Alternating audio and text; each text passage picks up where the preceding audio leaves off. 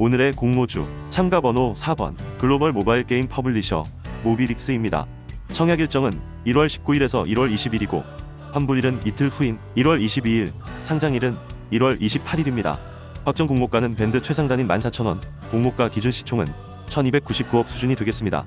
공모 규모는 252억, 구주 매출은 없습니다.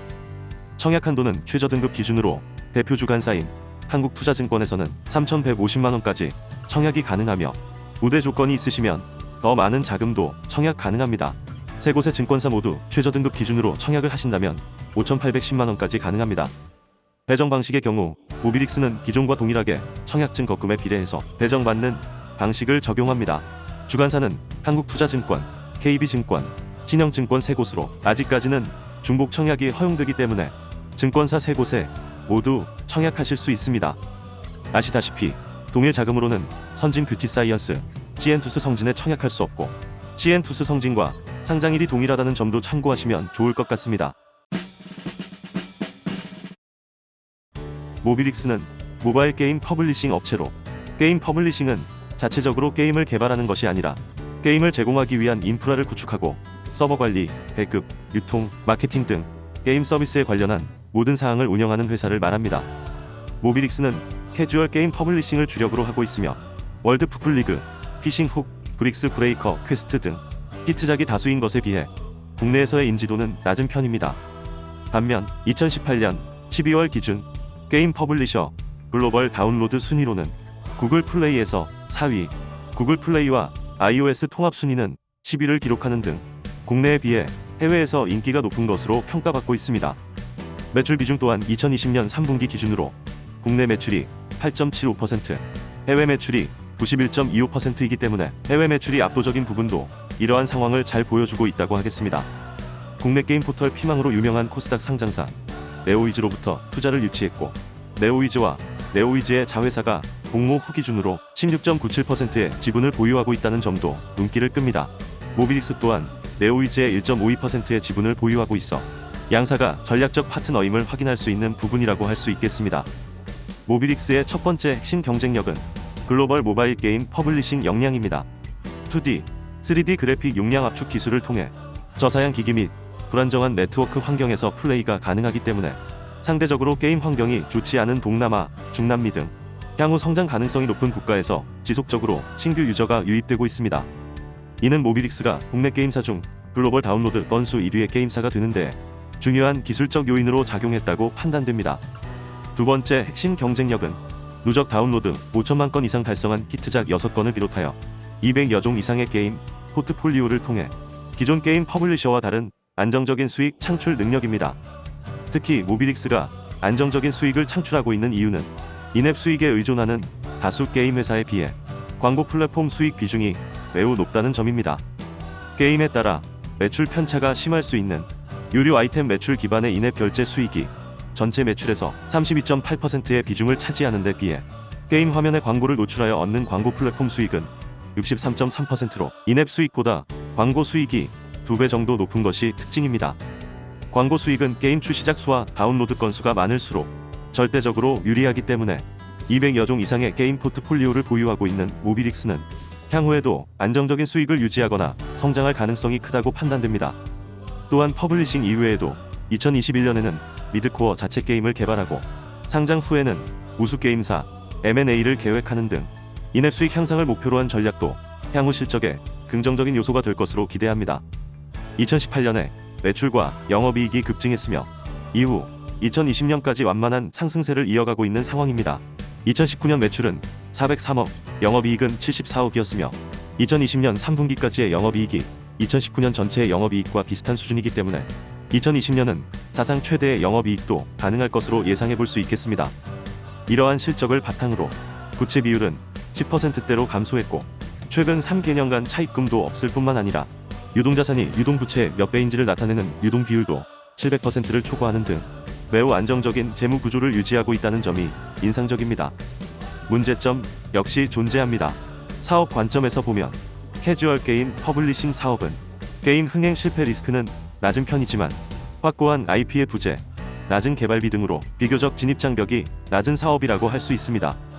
또한 모비릭스의 매출 비중에서 광고 수익이 높다는 점은 안정적인 수익 창출에 유리할 수는 있어도 지속 성장에는 한계가 있을 것이라고 판단됩니다.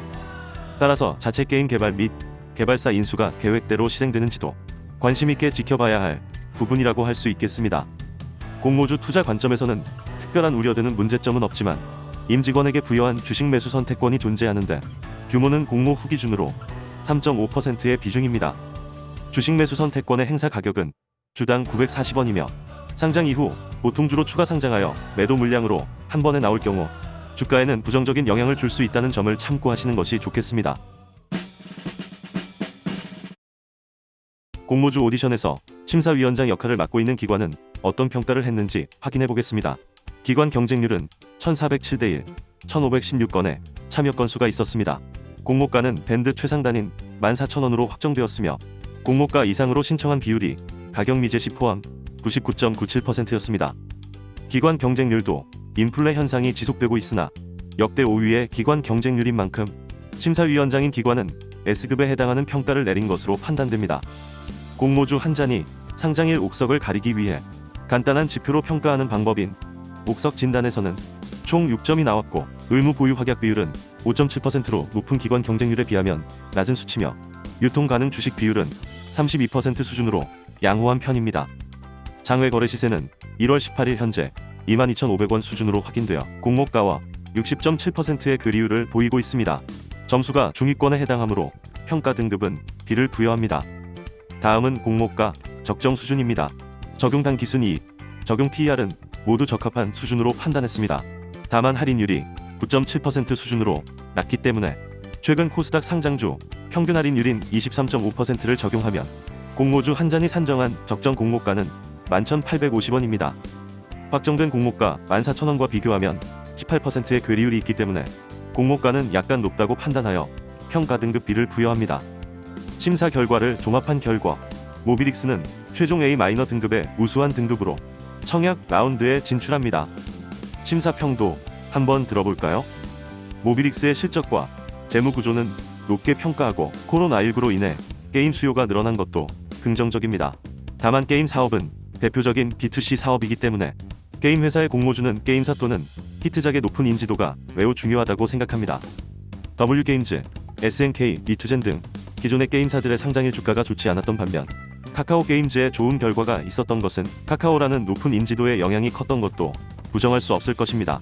이러한 관점에서 본다면 모비릭스는 게임주로서 회사나 게임의 인지도가 낮다는 것이 매우 아쉽습니다. 구독자 여러분께서도 공모주 오디션에 심사위원으로 참여하고 계신데요. 현재 B등급 61%와 A등급 24%로 앞서 시엔투스 성진보다 A등급의 평가 비중이 높은 것으로 확인되고 있습니다. 오늘도 구독자 심사위원 분들의 심사평을 들어볼까 합니다. 닉네임 K2카이님은 자플래닛 리뷰를 보니 선진 뷰티 사이언스 시엔투스 성진, 모비릭스의 순서네요. 선진 뷰티풀 청약 후 시엔투스 균등 배정 후 모비릭스는 패스해야겠다고 하시며 모비릭스의 직원 만족도가 최악이라는 것까지 고려하시어 신선한 평가를 남겨주셨습니다. 닉네임 노대성님은 주요 사업이 게임이라 회사 역량은 낮지만 기관의 경쟁률도 우수하고 공모주 시장도 과열이니 무조건 청약하신다는 입장이시네요. 닉네임 이삭줍는 밍밍님은 한 투를 힘들게 최고대 등급을 열심히 만들어놔서 억울해서라도 청약합니다 라고 하시면서 선진과 모비릭스 비율 조절하여 청약하신다는 의견도 주셨습니다.